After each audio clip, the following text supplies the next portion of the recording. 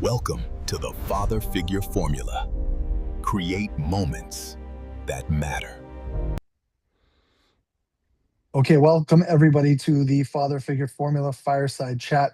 And today we have a very special guest in Mr. Art Eddy, the Art of Fatherhood. And I really appreciate you taking the time today. I know you're a veteran in having these conversations with especially some special guests of your own. But let's maybe take a minute to let you do an introduction of yourself here so I don't butcher it on my end, to give you an opportunity to say hello to our guests.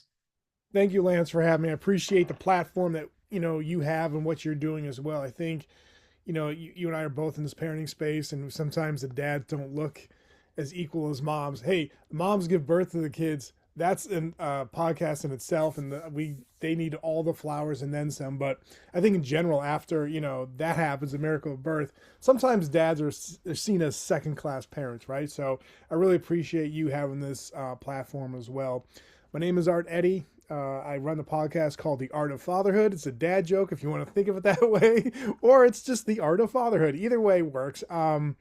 We used to work in radio. I became the stay-at-home dad when my second daughter was born, and then I started working for a couple other sites and writing, like whether it was Yahoo, their entertainment side, or Bleacher Report. And then I kind of started working with the guys I used to work in radio with for a podcast, and then that turned into a connection with working at a fatherhood space. And then now I just kind of branched off on my own. And I just, have weekly interviews that come out Mondays, sometimes Wednesdays, depending on if there's a couple of guests that are need to go out that week. Have articles like Dad's Doing It Right, Collector of the Week on Thursday. And then Wednesday can be some serious dad articles to some made up Dad Onion style articles. This week that while we're recording, I had Dad Becomes Fashion Icon, in credits, a 1980 Stallone movie, and you can find out which movie that was by going to artoffatherhood.net. But that's pretty much the Art of Father in a nutshell. Very similar to what you're doing, just trying to raise the awareness of dads and of the different cares and the different worries and the different things that we all think about as dads, and just trying to be there and build a community. So that's pretty much the Art of Father. But again, I really appreciate you taking the time, and I don't think the preparation you put into this, like the pre-production, man, is fantastic. So you know what you're doing. So I think you could have handled it, and I probably was talking over my words anyways, but really appreciate this platform, and I appreciate the invite to be on your show. I appreciate you, man. Thank you for the time. And I made a comment when we first hopped on here about the backdrop, but like that just like strikes so many little like scratch little itches for me, like all the little collectibles and everything there, the games. That puts this background to shame, but I got to work on that maybe for next time. So This is a that's process that's been taking since 1980. So please don't yeah, there's like old school yeah, Star Wars toys and stuff I've gotten for free over the years. So it's, yes. I'm a collector or a hoarder, whichever way you want to look at it. But yeah, I like the cool thing about technology is you can make your own background what you do, and it's a lot cheaper and it's a lot eco-friendly, right? I agree with that. Okay. Awesome. Well, you got your quote unquote SHIT together there with what you got behind it. Looks very That's right. organized chaos, you can say. Okay, so let's get into some questions. So, I've kind of said this before, is like most dads kind of like do fatherhood, but few become fathers, right? And like, when did that stop being something you did and more start being somebody like who you actually are? Yeah, I mean, I think once I became the stay-at-home dad, um, about like 15 years ago, just because like there were so many things that like when my first daughter was born, I took it very seriously, and I was so happy to be a dad, and I think I was still a caring dad. Like I would, when our oldest was first born, my wife would nurse in the middle of the night. I would always change the diapers. It was just the kind of like routine. I'm a very routine person anyways, but once we got into a routine, it was great. I was the one that was usually given the bath. So like I think I was always a dad, and I always believed in fatherhood. I was really appreciative of having the chance to be a dad. I'm guessing, the people you've talked to and the people I talked to on our respective podcasts, sometimes it took a while for them to become a dad, or or they went the route of adoption, which they loved, and they found a fulfillment through that as well. So I think any way you become a dad, depending on when you have that chord and relationship, you strike that relationship with your kid. Some people don't do it because they feel like I'm not nursing, I'm not doing this, I'm just look to bring home the bacon, and then if I need to take out the garbage. And again, every family is different, but for me and my wife, when we started having kids, it was, we worked this as a team. And I always felt like, one of the reasons I was working, I always, when you're working in radio, just kind of backtrack, when you're working in radio, when our first daughter was on the way, I got a job to work in New York City, the number one market. And I was like, wow. I worked in the New Jersey radio market for a bit, and I'm like, I'm going to the number one city. Like, I made it, like New York City, right? Sometimes things ain't cracked up as, they're not cracked up as they're supposed to be. I remember I wanted to be there for my daughter's ultrasounds for my wife. And I remember my boss at the time, she was like, she never had a kid. She said like her interns were her kids. And she said to me, like, you got to make a choice. Which is more important, your career or family? So now, Lance, thinking about what you said, like when you, like, I think that was the switch, an outside source. Even before I came a dad, I was like, oh, that's how it is. Okay. So I worked there for a little bit. I was like, nah, this ain't it. And as soon as the old station that I worked at in New Jersey, like, you left, I was like, yeah, I explained why. Like, do you want to come back and work for us? So I was able to work from home at certain times, and my wife was able to work part-time, and then she went full-time. And then when we had our second daughter, that's when I became a stay-at-home dad, just because of more, like, with her field, there's more security than radio. Obviously now you and I are doing podcasts, which I think is now the the new radio, right? So thinking about that right now, just in these past few moments, I think fatherhood took a hold of me even before my first daughter was born. And maybe I answered it Mhm. like on a surface level, just in the sense of like, because I'm the stay-at-home dad, that's when it enveloped me. Not like looking at it right now and talking it out. Nope, it was even before my first daughter was born where I became like full into being a dad. Yeah, well, it kind of comes down to that responsibility that's placed on you. But then in that certain situation, wow, like the external source that really made you make that decision. Wow, that's pretty serious. I hope, I'm sure a lot of people are going to put in that position where they have to make that decision. And I think family is obviously the best decision. I think if you're always putting your family and your kids first, you'll never make a bad decision, right? Yeah, and I think the trope of sometimes movies where it's like the dad is working so hard, and he, like, his kids grow up and like, where did the time go? And like you see that drawing of someone on their deathbed, like, oh, I wish I spent more time in the office. And it's like, no, you wish you spent more time with your family. I think now more and more of these fatherhood podcasts and stories and books coming out, people are starting to put an importance, a more of an importance on family. And especially with this digital generation with smartphones, and more people even in the home feel isolated because they're just addicted. Or I mean, I feel like smartphones should come with like a warning label, right? Like if you're buying cigarettes or alcohol, there should be something on there as well. But like, you got to be committed as a parent. you know we always sometimes pretend like we sometimes forget that our kids were never asked to be born. You and your spouse brought them in here, right? And you have a responsibility to make sure that they don't need you anymore at a certain age, when they can fly the coop and go off on their own. It stinks because I'm at that point where my daughters are getting at the age where college is right on the horizon, teaching my youngest how to drive. And soon it's like, we want to put them in a place where, yes, they need us to, like, be there for conversations, or if they need help moving, or just some expertise from something that we've experienced before. But you want them to be citizens out in the world, enjoying life, pursuing whatever makes them happy. And you don't want to, they don't need you as much, right? And that's like the tough thing, where like, you love this person so much, where you're like, I love you, but I don't think you need me anymore, and you can make your own like adventure, right? Hmm. Yeah, and let's kind of talk about you being dads with daughters, right? You got dads with daughters. I got a daughter as well. So, like, what's maybe a hard truth about raising daughters that like blindsided you, like something that nobody really warned you about? It's a really good question. It's like, so for me, I was the youngest of three. My two older siblings were sisters. So I had two older sisters, and of course I had my mom.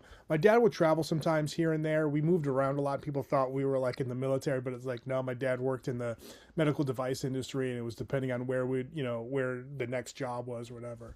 But I was always kind of like seeing a lot of things from my mom's point of view and my sister's point of view, whether it was how they were treated on dates, or how they were looked at as jobs, in employment areas and all that. And I started realizing, like, oh wow, like there is kind of a difference, right? And then I just like kind of observe and listen.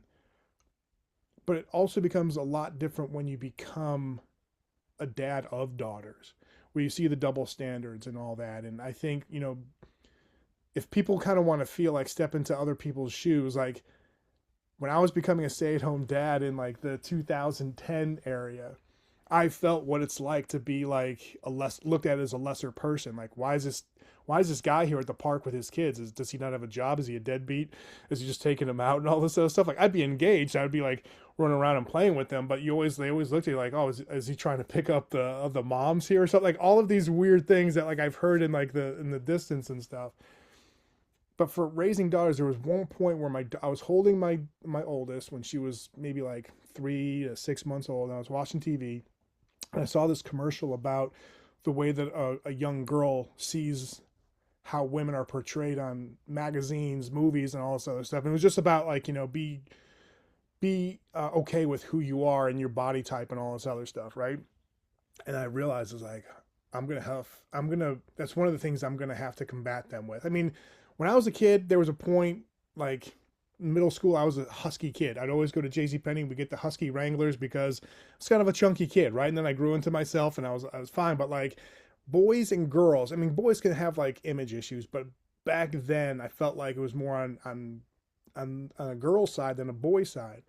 And so I just realized it's like, all right, I'm never going to make that an issue. We're going to try, work out with them. We'll have fun with them, but I'm never going to be like, oh, you shouldn't eat that next extra slice of pizza. Like those things, right? And it's not just how people are going to judge them, but how are we as a family, as parents, going to judge our daughters and stuff. And obviously we lead by example by eating healthy, good stuff and, going on hikes and stuff like that. But that was one thing where I'm like, I'm never going to make any jokes, even though if like my family and I, we joke a lot together, but we don't make mean jokes to each other. We're not like super sarcastic to each other about image or whatever the case may be. We joke around with each other. We do a lot of good ribbing, but it's to the point where we're not at someone's like making fun of at someone's expense. You know what that means? So I think that was one of the biggest clues when I was just like holding my daughter. I had that moment being like, glad I had this commercial in front of me. So now I Mm, know what to do and what not to do. I like that. So fast forward like 10, 15 years. Your daughters describe you in one sentence. What is that sentence? Well, we have a lot of talks. We have like a gratitude journal, and and one of the things that they've said is, dad is like kind of like the rock, and just in the sense of like always there. I'm the one that like picks them up, teaches them how to drive. My wife does a lot of stuff too, but for me, it's just like because I run my own business. I teach a class at UNC, but like I can move around. Of all people's schedules, I'm the one that like moves around to cater to everybody else's, just to make sure everybody's good and ready to rock and roll. So I think they just look at me as the rock, and they just look as someone who makes them laugh, but also makes them feel loved. So I know it's not really a sentence per se, but I'd say like our dad is the rock, but it encapsulates laughter and love, and that's and just paraphrasing what they said, because we talk about a lot of things about what we're grateful for, especially we're recording this in January, right around the holidays. We talk about resolutions or things we want for 26, but we also talk about the past. And because this was my last year where everybody's in the house before my oldest goes off to college, I was leaving some like small trinkets that were holiday-esque in their rooms, seeing if they would notice leading up to Christmas. And my oldest said to me, I was like, thank you for making this Christmas a little bit more special than in the past. She's like, you and mom are great with that, but this one I could see the reason why you were doing this. So I was like, all right, cool. So it's really weird, like tooting my own horn right there, but it's just something that because we have these conversations and what, my wife and I say what we're grateful for our daughters, we have these conversations where we show our gratitude. So it was an easy question, but it's also a hard question because I feel really cringy talking about that. That makes sense. And no, and it's also like those little moments, right? I feel like when I first envisioned being a father, you always think like the big things, but it's like the little moments that have really stuck through and made it super special. I don't know if it's because you don't think about it maybe in advance, but those little moments go a long way, and it's awesome to hear your children acknowledge those little things, right? Yeah, no, but like one thing that pops in mind as soon as you said that, when we were living in New Jersey at the time, we had like our basement was like our little area where we had the TV, playroom, and all this other stuff. And I remember I got them like personal pan pizzas at Pizza Hut. They were dressed up as Anna and Elsa, and we were watching the Star Wars movies, like the first one.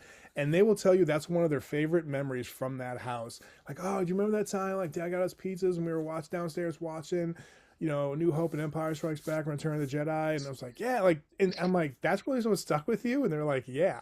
So it's like you're so Yeah. right. It's the small things where it's like you feel like you got to plan this perfect vacation or get this perfect gift, but it's like no, it's the small things that we would do together that stick with them. So I love that. Yeah. Oh, that's awesome. So what's a dad mistake maybe you still think about, not because it maybe like broke something, but because it maybe exposed something you weren't maybe aware of? Yeah, I mentioned it a little bit earlier about like them not needing my wife or I anymore, right? And that's so tough. Not that we're like helicopter parents or certain things. There are certain things that we might be more strict on, as our daughter's friends would say, and then there's other things that we're less, like they were more at ease as a parent as opposed to other parents. And I said to them like, well, that's common. You're going to find something that one family zeroes in on, and a family looks at something else. I think for me is just trying to let go, like because I Mm. feel like I was the rock and always doing certain things. Like I need to let them know how to do their own laundry and let them need to like, and they make us meals sometimes for my wife and I, like do like an impromptu date night, and it's great. So like I it's tough because you want to feel like you're an engaged parent, but there's certain times you're like, I gotta let them experience this on their own. And then there's other times where you want to push your kids like, oh, you gotta put it all. But it's like, am I asking them to give it their all because they want it, or is it because I want it? And I realized something with one of my daughters when she was going out for a basketball team. I'm like, I'm not sure she's really wanting to do this anymore. So I'm gonna let her say like, hey, can we practice, or hey, can we do this? And then when she didn't make the team, she was upset for a bit, but I was like, did you really want this? And she was like, maybe kind of, sort of. And I was like, okay. And then I just realized like, I'll let them choose their own adventure instead of me feeling like, oh, they had a spark in this. Like we had fun playing hoops. Like that means they want to play like basketball for the rest of their life. No, it doesn't. It doesn't mean that way too. So it's like letting go, and then also too being aware of, oh, I think they really want this, and it's a way to bond. You feel like it's healthy, but sometimes you ask like, is this what you really want? And I know that sometimes parents I've had talk to me, whether it's on the podcast or just in general, they'll be like, hey, if that person tried out for the swim team, they're definitely doing the swim team for that whole season, whether they like it or not. They're going to show commitment. I'm like, and that's a great way to show commitment. I get that, but then it's also too, it's like selfishly, it's like, do I have to take them to like practice if they don't want to do this anymore? All right, cool. Frees up some time, right? Yeah. Yeah, and I mean, even like like the circumstances. I mean, it's kind of interesting because my wife teaches cheerleading actually, and the kids are in cheerleading, and it's like one is showing an interest, and the other one's not. And it's like, oh, okay, you're trying to pick up on these little cues, and sometimes you just have to ask them, right? Whether they'll give it to you straight or not is another conversation. But so Yeah. you've interviewed like hundreds of people, hundreds of dads. So like, what's kind of the question you secretly wish someone would ask you in this situation? Ooh, wow. That's such a good one. I would say for me is, like, do you, like, what is maybe your biggest, I don't know, not fault or something, but like, what like keeps you up at night or something, right? And I'd say like the stress of like, am I doing enough? But then like I just said earlier, like I shouldn't be doing enough, right? And you're always constantly worried about like their future and like their safety and all this other stuff. But it's like you have to let them go. Like my oldest, she went on a trip to Ireland with her school, and they were off like, oh, do you want to come to like one of us to be a chaperone? And we were like, oh, it'd be fun. But it was also like, this is a point where she's going to go in a totally different country. She's going to be with people, but she'll learn how to like to be without us being there. And it turned out she did great. Our daughters have taken school trips without us in different places and stuff. And like the biggest thing for me is like I have to realize like you can't second judge yourself all the time, because that's not like the best thing. So it's like, if there's one fault that you try and like work on, or one thing that you would um, tell other people that could be a fault in their own parenting experience, is just don't overthink things. Obviously you don't want to put your child in danger, but like just the idea of like, so what, they had this for dinner, they didn't have a vegetable with their dinner, like it's gonna be all right.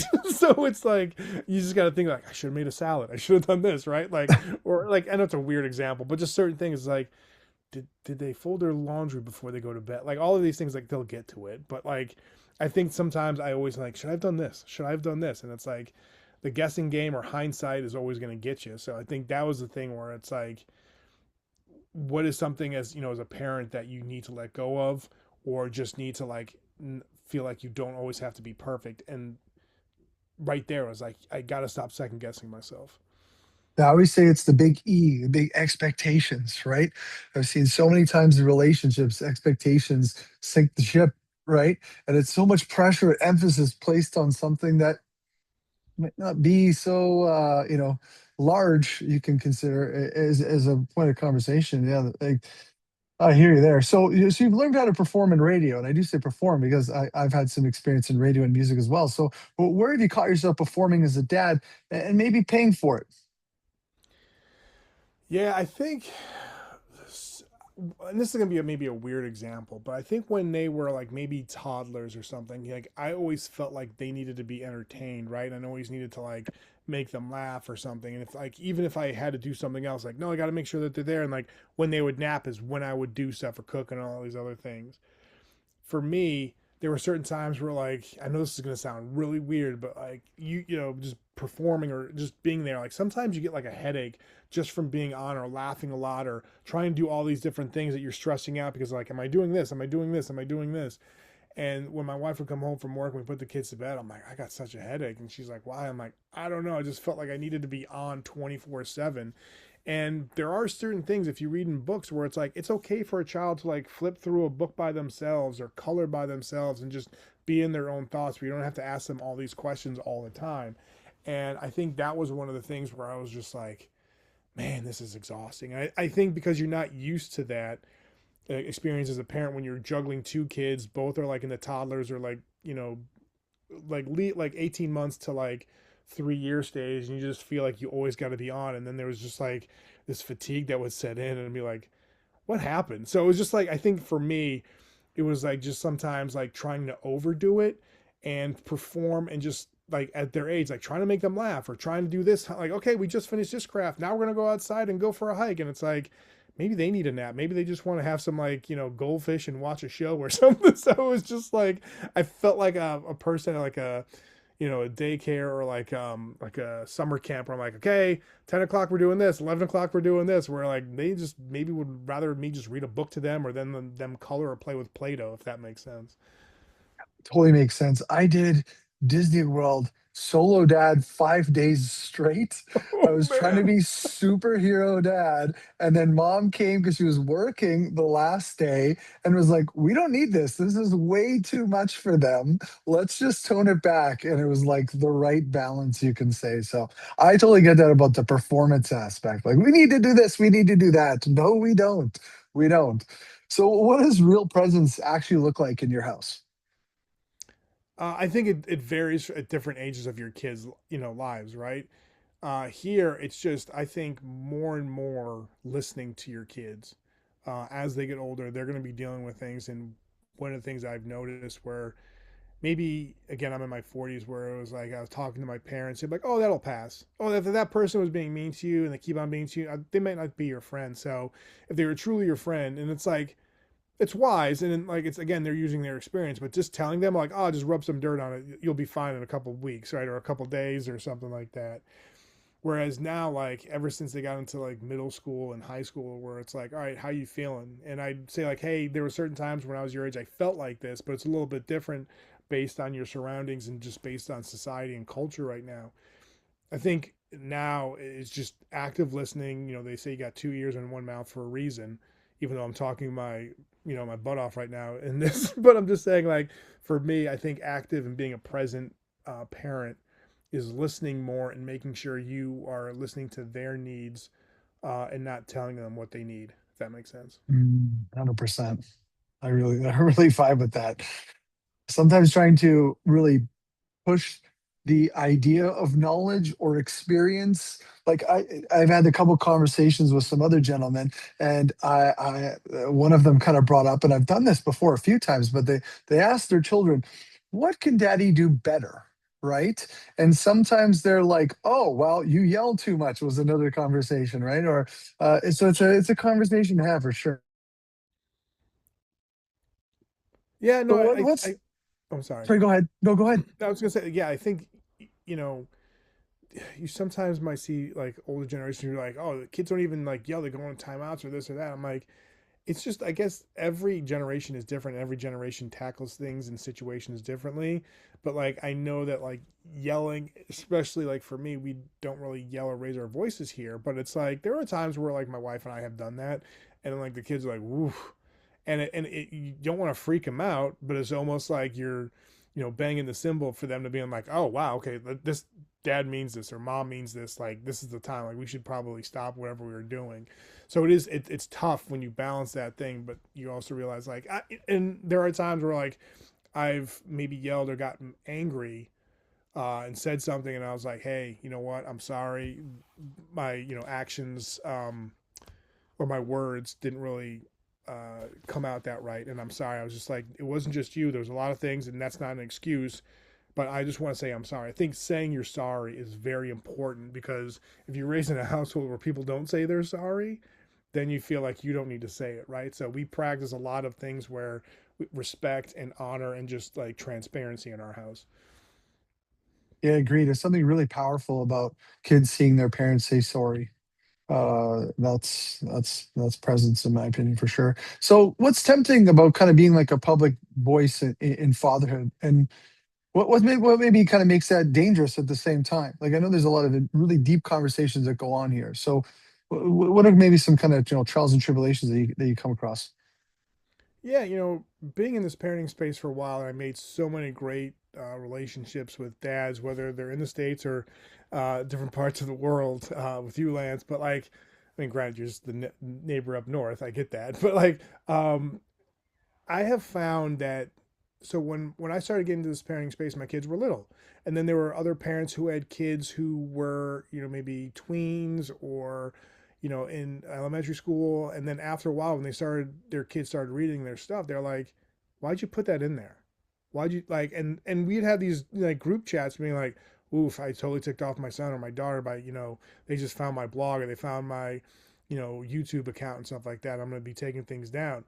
And I wouldn't really be talking in my articles or um, podcasts something that was like private to them, right? If it would be more on like my side, and just seeing those different reactions from different parents, and they wasn't like no ill intent, but it was just something that they didn't really think of, right? Because the internet is forever. Whether you take it down, people could take a screenshot, whatever the case may be. But I have found like I try, to talk about fatherhood with the other dad or other mom if I have a mom on my show, and we talk about things, but we're not getting too invasive that we're taking over the kids' privacy or making people feel uncomfortable or just along those lines. I think there's a fine balance of sharing your feelings, sharing certain things, and kind of going from a place where you're respectful for all parts of the people that you're talking about. Mm. So let's kind of maybe talk about the dynamic of conversations with wives, right? Because I know that this has been a real focal point for some people I've interviewed. So are you more confident kind of having these types of conversations or interviewing, say, A-list dads, or having hard conversations with your wife? I think they're both necessary. You can't shy away from the fun conversations. Obviously, you wouldn't want to shun from the fun conversations, Yeah. but for the hard ones too, it's like you got to have that. And I think my wife, we try and model. We don't say to our kids like, "This is how you should act." Now watch us scene. We try and do it by our actions, and we've told them that like we might not explicitly say something when they were maybe younger. We teach in the moment like, oh, and it wasn't maybe something that like my wife and I did. It was something that maybe they did or another family member did, or if one of their friends was acting up. Like this is why we say X, Y, and Z. For my wife and I, we always have learned from each other. Like we need to be open. We need to have these lines of communication. It's like we need to be strong so our kids can be strong and our family can be strong. And there's going to be conversations where you're not going to enjoy it, but like it's like taxes. You have to like do it every year or there's going to be penalties. And yeah, the tax penalty could be a lot more costly, but in real life, the relationships that you nurture, if you just start getting distant, that relationship fades away. And if you're not putting any work in it, it won't go anywhere. It won't keep on growing. And so my wife and I have been lucky for that, just to have that relationship. We met in college and we value each other's time. We also something started in college where it's like we didn't want to like always spend the weekend together all the time. It's like, all right, Fridays you and I, it's date night. Saturday, it's like you hang out with your friends, I'll hang out with my friends. Now it's like we hang out with family members or friends and all that stuff. They'll come over and we'll do stuff. But then there's certain times where it's like we need that date night. We need to go out. Or sometimes our kids, like I said, will surprise us and make dinner for us, so we don't have to worry about dinner that night. And they'll like make this Mm. themed dinner. But like from that, we already, if you're communicating on a daily basis, you will have tough conversations. You will have hard conversations, whether it's finance or taking care of like your parents or kids or whatever. Like we're kind of like, my wife and I joke, we're in that sandwich generation where we're taking care of like our dads. Both of our moms passed away, but like we're also taking care of our kids and we're taking care of like other things that we got going on. But if you don't have that committed partner, you're gonna like you when you mentioned being a solo dad at Disney, I was just like, whew. Like depending on like what the temperature was like, what lines were, who was hungry, what was going on. You got a big family, you're trying to do all these things. Like that right then and there is a lot of things. But over time, if you don't have a partner that's committed to you and you're committed to them and all these other things, it's like if you're both not committed to each other, there's going to be some issues, and then your kids will obviously bear the brunt of all this stuff. So like we try and make sure that yes, we have hard conversations, and we also talk to our kids about certain things that we want to weigh them in on and bring them in on. Because for me, there were certain times in my family growing up where it's like, wait, what's happening? How long is this going on, right? And like I said, I never wanted to be there because we always tell our kids like, you need to tell us the truth. Why can't it work on the opposite side? Like why would we hide things from our kids, right? And that's Mm. another way of like showing them like what transparency and honesty in a relationship is. So you're spot Mm. on. Like you need to have like these good conversations, and sometimes they're tough conversations with your spouse. Yeah, yeah. In a line I've used many times, and just in I guess personal kind of development, is just being comfortable, being uncomfortable, right? And you're able to Yeah, kind of put yourself in those situations where you can work through whatever may come, right? So, yeah. like, having had so many conversations, and I've asked this to a few gents before, like, what's the most common lie men tell themselves that keeps them stuck? I just think like sometimes dads don't value themselves, right? They look at someone that's got to be a provider, or they got to look someone who's got to do the dirty work, or take out this, take out the garbage, or do X, Y, and Z, whatever the case may be. They don't have time for themselves, and then I think there's some stress, and then also frustration being on like, well, when's it my turn, or when am I going to get something, or like, is anyone noticing me, right? And that can be a big frustration. If you let that bottle up, then all of a sudden, like, who are you talking to? There's a bunch of dads that I've known in the different circles that I've run with over the years, and I still like, or like whether they're chat groups or just in live, like meeting up in face to face, or just like connecting online via Zoom and having these chats. Like, there's a couple of dads who took their own lives, and it's like, why? What was the what was the reason? And every case and every story is different, and they're tragic, obviously. But you just wonder, like, were they open up? Were they being honest and open, not just with their family, but with themselves? Sometimes we, again, rub some dirt on it, you'll be fine. The next day, just you'll be fine. It'll be good. The sun will come up, you'll be good. Like, but are you? Like, is that the case? And if I think if dads don't listen to their body, whether it's physical, spiritual, mental, whatever, emotional, like you gotta like scream uncle sometimes, and you gotta find the right person, whether it's your spouse or your kids or a good friend, a good buddy that you've known for a while, or someone that like a coworker that you can trust, being like, "Ooh, man, have you ever experienced this?" And they can kind of share with you. I think one of the reasons why I love having this podcast and you for yours is that you have people share certain things that they sometimes maybe felt alone. But once you understand other people going through something, you're like, oh, whew. Like I think there's a sigh of relief, like it's not just me. Even though in the back of your mind, like everyone probably feels this, but like having that, you know, that understanding that yeah, someone just experienced something similar or exactly the same. So I think the biggest thing is like dads need to understand if they want to be a good provider and a good support system for their family and kids and spouse, they need to also take care of themselves, which I'm still trying to learn how to do. Well, there's two primal fears that literally like every human being on the planet has, and it's I'm not enough and I won't be loved. And that's cost everybody's mental pathway at some point, and sometimes more regulated than others. So I think just having the awareness, the self awareness, is huge, and that's, I think, a big starting point, right?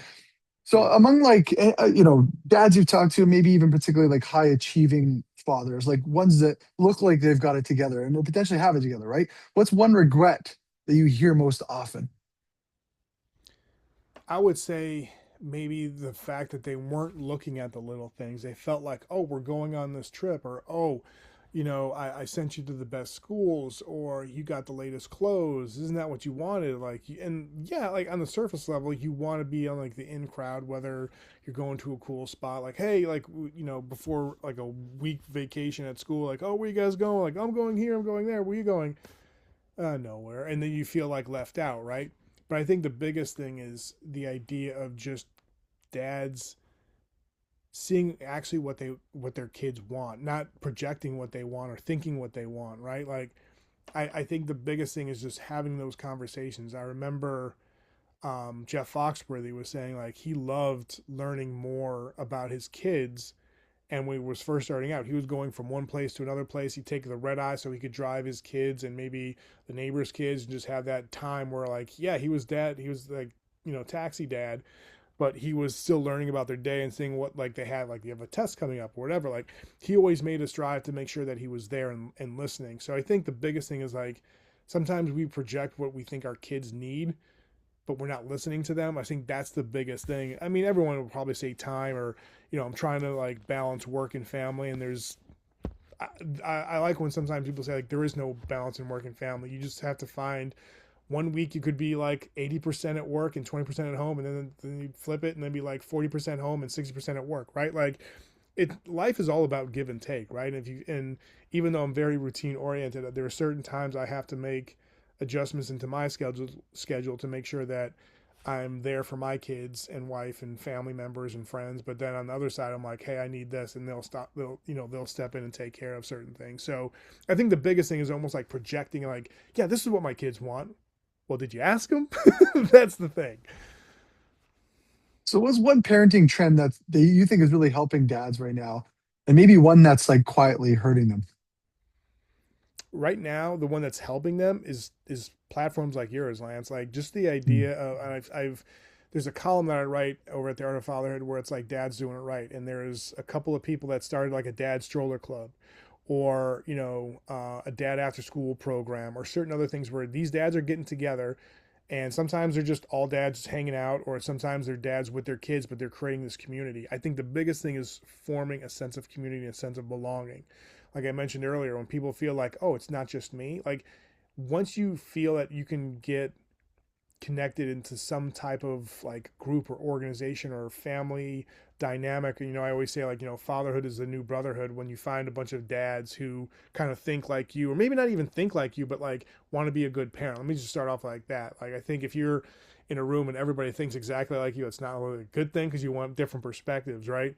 When I have a chance to interview athletes, especially NFL athletes, like I love the locker room because we have one goal to win games and win the Super Bowl, but we have so many people from so many different backgrounds, and I learned more about life through my teammates that I would have never experienced if I wasn't playing football.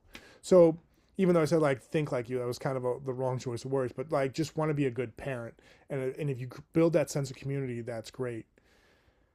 What's hurting them is, I think, not questioning things enough, and whether, like I said, mentioned earlier, with your own self, but then also too with your kids. Are you checking in with your kids? When you said that, you have a couple of guys like, how am I doing? What can I do better at? Right. And that could be scary, right? Like it's almost like going for an annual like checkup for your doctor. Like, how's my blood work? What's going on? Like, do I need to lose weight? What am I like? All these things, right?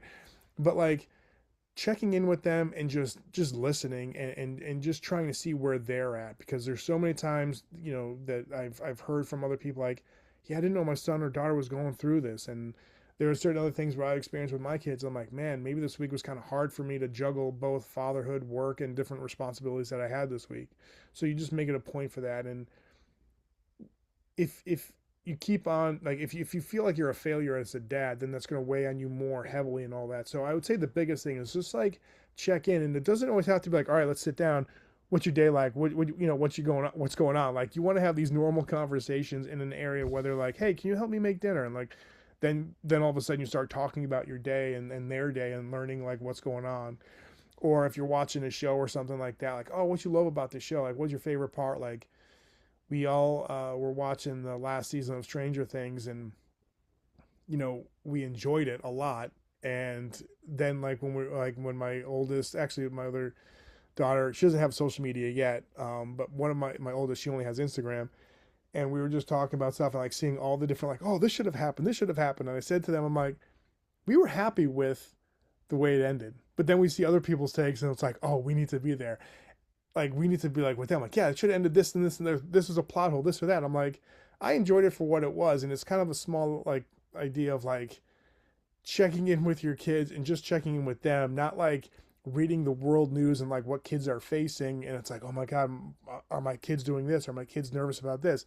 Well, if you don't know, you should probably ask them. And then you find out that they're not worried about the latest topic or the latest trend that's going on that like maybe are freaking kids out, and the parents don't know about it. But like, you just have these open conversations with them and a check in, but not in a way where you're sitting down with them like, all right, I got a few questions for you. I need to, you to answer this. So I think the biggest thing is just make sure you're checking in, but in a way that is tuned to your kids, and they will respond in a way that is comfortable for them, but also will give you answers. So you know that you're kind of on the right path. Yeah, I think both of those sides, the backbone of that is the communication element for Yeah. sure. Right? That's so important. The backbone of any relationship, right? That makes a lot of Yeah. sense. So if you had to name three non-negotiables that show up in like great dads, what are they? Open mind, a caring heart, and the strength to do what you think is right, even though it might not be a popular opinion. Hmm. Which one of those do you feel like you struggle with the most? Sometimes doing what's right, even though it's not a popular opinion. And it could be the Uh, smallest of things and it can be the biggest of things. And then that's where I go back to where I'm like weighing, like, am I letting them fail? Am I helping them too much? Right. And there's certain things I'm like, I want to say this, but I'm not going to say it because so that's the biggest thing for me of like, how can I do this right? But then also too, if I feel like I'm doing things right, I'm actually making it worse or doing it, not doing it justice to them. So I think that's the thing where it's like I need to like speak up when I need to speak up, and sometimes I'm like, I'm gonna shut my mouth on this one, and then like a week later, it's like, oh, I wish I really said this because it would have made a better impact right then and there than like we knew the results of something, and it's like, well, you told me this, but like I think just into my mind the way my kids interact with me, I'm like, oh, it would have been a lot better if I did this. So like sometimes I'll beat myself up by not saying the right thing at some tough times. mm. So let's kind of switch to boundaries for a second. I feel like it's a really important part of that's kind of self-awareness and relationships and even the communication element. So what's maybe a boundary you set to protect your role as a father, and maybe what did it cost you? Uh, I think the biggest thing for me is um the boundaries maybe I put up or let my kids put up with relatives or people outside the family, right? And might have been like, oh, why is this person like, why is so and so not talking to me? And I'm like, well, it's their choice, and are you interacting with them? Is it all a one-sided relationship? I think that's the biggest thing where I might have like cut some friend ties or some family ties based on the interaction, and some things were felt like very surface level or some things felt like forced, and I didn't want them to feel that way. I don't want them to feel like they have to almost perform or feel like they need to say this or that to make me happy or someone happy. Is like if they're not comfortable in a certain situation, I'm like, cool, we don't have to worry about that anymore. Mm. So what's maybe like an invisible time leak that's quietly crushing dads right now? Phones, Mm. Putting it technology, down like, once in a while, yeah. yeah, like I know that's like the service level answer, right? But Mm. even though you might not have your phone in your hand or a tablet or your computer or something, I think technology, because whether you are on your phone or not, you're thinking of something. And it just like, I was telling someone like last month in one of the podcasts I was doing, I was like, when my parents were working, when they were my age, they might like, oh, I got to work late. I'll come home. And that was like maybe like 1 or 2 days if they had like this project or something, right? Or they needed help at the doctor's office because my mom worked at a doctor's office. And like you get that. And then you learn how to make your own dinner and then you make dinner for the family. And again, that's life skills. But they weren't constantly on their phones. They weren't like if I needed help with math or, science project help, or if we need to go to the store to pick up some supplies, like, all right, they would do that. They'd be there. Nowadays, it's like I said, even if you're not connected to your phone, you're still thinking like, should I send that email tonight? Maybe when the kids go to bed, I can do that. And while like depending on what age they are, you're thinking about that. You're not really living in the moment, right? I just think I love technology.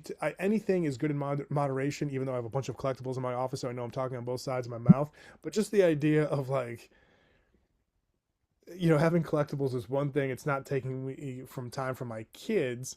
As of my phone, I'm like, oh, I should get this email out, or I should like, do I have to respond to this one sales call or something? Like, oh, I'll get to it later. But then I feel like, what if I needed to make a decision right now? And then like all of a sudden, like I'm not even in the moment. So technology, I think, is not just for dads, but just for people in general. Like, I know this is gonna sound very judgy, but when you go out to a restaurant, and obviously you're paying money and paying a decent lot of money, I think you're paying like at least half or even more than half times of what you could make something at dinner at home, right? And have a meal and everybody has their, devices somewhere else and you're sitting at a table. Like we never are on our phones as a family talking. Even my wife and I are on dinner. We're not like on our phones, but like we'll all around see people on iPads and all other stuff. I'm like, why are you spending like $100 on this meal when you're just everybody is just like all connected to a devices? Again, judgy, I get it, but I'm just like that's the thing where I just want to back up my technology answer where it's like we don't need to see what everybody else is doing at one point. We should see what the 4, 5, 6, whoever, how many people you have in your family are doing at that moment and stay connected that way instead of being connected with people halfway around the world that you don't even know. Hmm. Yeah, I completely agree. Why are you spending money to go be on your iPads or phones? You can do that at home. It costs I you a was even the fraction of the parent that price. when you go to the like I don't know about your restaurants, there's some like the family style restaurants where they have like that little pad where you can order, but you can also play games. I would when they were super young, I'm like, you're not playing with this. We're talking, and if you want to play a game, we can play tic tac toe when the kids mad or something like that. Like that's what we're doing. So So let's maybe talk about stress for a second. Like what's maybe like your stress tell, and how does your family know when you're kind of maxed out? when I'm like trying to do everything all at once, they'll be like, all right, take it easy. We got this. Go sit down. Go watch a show. Do something. Because I just feel like everything needs to get done all at once on that day.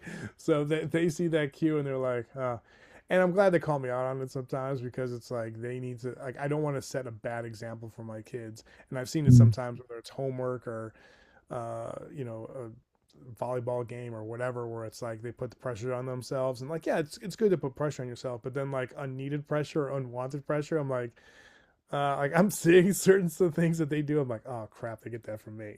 So like, those are the signs where like I'm like I feel like I'm like running around with a chicken with his head's cut off. Like wherever I'm at, they're like, Dad, just chill. Or my wife would be like, okay, I'll take care of this. You just go sit down. I was like, all right,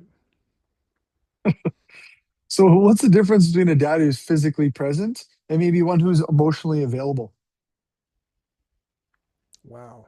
Um, that like in either well, whew, because like either one I think works depending on what works for your family, right? Whether someone if a dad is separated from the wife or spouse or whatever and they chat via Zoom or FaceTime or whatever, right? And they're still talking about them. They might not be physically present there, but they're trying to be, or they'll help out maybe an email or something like that. So if you're connected, if you're trying to show that your kid that you're trying to like connect with them, that I think that's cool. But if you're physically present there, but maybe you're not all in, then that there was an issue as well. So I think as long as you're doing what you think is best at that time for your kid, whether you're physically there or it's somewhere else, I feel like as long as you're putting like a commitment to them first and you first, collectively, I think you're fine. But like, I like that question, Lance, because it's like you can look at it very easily and be like, oh, the present dad's right there, like because he's physically there, and the person who's maybe not there but emotionally connected, like, well, why is he not there? Like all these questions arise. But again, like the dad who's physically there, like, is he all in right now? You don't know. So, really good question, man. Makes you think. Yeah, thank you. Appreciate that. Now we've kind of like coined this term called the father mark. And essentially it's like, the imprint or like the legacy you leave on your kids, whether that's positive or negative, right? Our fathers have left some form of father mark on us, right? So in that legacy work that you're doing now that maybe nobody like, maybe understands or applauds in your family, like what will they feel forever? What would be your father mark? I think a place of love, a place of communication. I think those are the two things that I've always tried to show them and be there for.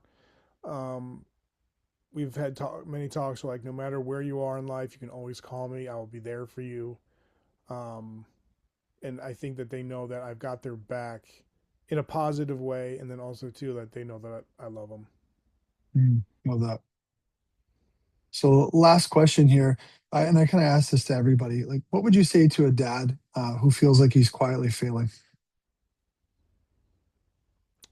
Talk to your kids. Talk to your kids in a way that, sometimes people feel like if they're not a present dad, they're like, if I just show up out of the blue, like, they're just probably gonna reject me, or they won't even care what I'm saying. It takes time. So I would say the biggest thing is you feel disconnected, and there's different forms of this disconnection, and there's also where are you at right now with your life with your kids, and listen to your podcast, listen to my podcast, like, or talk to other dads and see what they've experienced, right?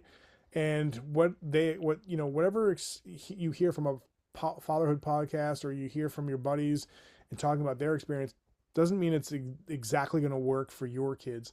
But I think ultimately, if you're looking to reconnect with your kids or talk to your kids, just be honest and be like, I'm sorry I wasn't there. I'm sorry for, or I'm sorry we had this blow up. I still want to be around you. Like, how can I, what are certain ways that we can build this relationship back up? I think you got to have that communication. You got to be vulnerable, and you also got to, like, like you said earlier, it's like, how am I doing as a dad? What can I work on? Right. And that's a scary question, but like, you got to be vulnerable, and you have to show your kid that you're making an effort. And one of the best ways to do that is that vulnerability and open awareness to that question, being like, where can I meet you? Not like, hey, can we meet for dinner here? Maybe they don't want to meet for dinner. Maybe they don't want to go in a public place. Maybe they do want to go in a public place, right? You have to gauge that, and you have to be totally transparent with your kid to, again, like, I know the question you asked was broad, and it depends on like what the situation is, but I think you have to be vulnerable, but you also have to ask the kid what they want. And I think, just be, I think being open and honest, be like, I know this is not going to be easy. I still want a relationship with you. And that's like the very extreme. But then also too, if they're failing, if they feel like they think that they're connected to dad, and people would say that they're connected with their kids, but they still feel like they're failing. Have them talk to a friend, spouse, whatever. And then also talk to your kids like, hey, this is what I'm feeling. And also preface it being like, I'm not looking for sunshine and rainbows. I want it like you honestly, like, how am I doing? What can I do more? What can I do less? I think just asking one question, like, what can I do more, might be like, they might just say, oh, this or that, just listen more. But like, what can I do less? You might gain a lot more clarity from asking that side of the question than the other side. Hmm. I agree. I agree. So let's maybe take a minute here. I want to give you an opportunity to talk or do a little plug here for Art of Fatherhood, where people can kind of check you out, right? Yeah, thank you again. I really appreciate your time and being on this platform. I really love what you're doing, and the thought provoking questions you have for fatherhood. It's a lot of great things that I'm going to be thinking about after we're done with this. So thank you. I tell my kids never stop learning, but artoffatherhood.net, the podcast comes out usually every Monday, sometimes Wednesdays, a bunch of articles and stuff like that. But it's just a space like what you're doing, man. Like, however you get it, your site, my site, whatever the case may be. I just want, guys to feel comfortable in being a dad, and just learning more about fatherhood from other guys, I think, is a great way to do it. So artoffatherhood.net, just check me there. All my socials are there tagged as well. If you want, if you're on certain platforms, and if you're not on social media, I applaud you 1,000%, because you're a lot better than I am. Well, Art, man, I appreciate you and your time in this conversation and just some really good points there and feedback. And I hope we can do this again sometime. I mean, definitely keep in touch, but I appreciate you. Keep in touch and have a wonderful day, okay? Yeah, thanks for reaching out. I appreciate what you're doing, man. Thank you. Likewise.